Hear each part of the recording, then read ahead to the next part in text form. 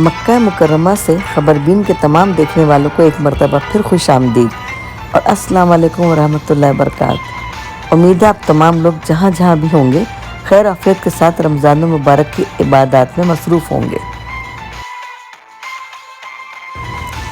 الحمدللہ ہم اس وقت بلد الامین مکہ مکرمہ میں موجود ہیں، جہاں دنیا سے آئے ہوئے لاکھوں مسلمان رب کعبہ کی خوشنودی کے حصول کے لیے شب و روز عبادت میں مشغول ہیں۔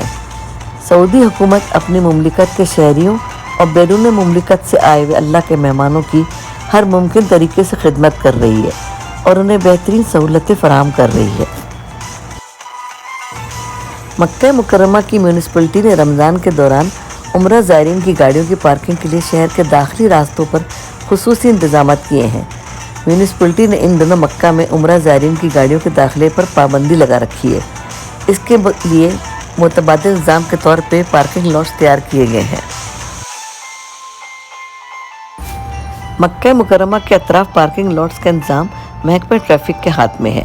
مکہ جدہ شاہراہ، مکہ مدینہ شاہراہ، مکہ طائف الکر شاہراہ، مکہ طائف السیل شاہراہ اور اللیث روڈ سے مقدس شہر میں داخل ہوتے وقت پارکنگ لاٹس موجود ہیں۔ عمرہ زائرین سے ان پارکنگ لاٹس میں گاڑیاں پارک کروائی جا رہی ہیں۔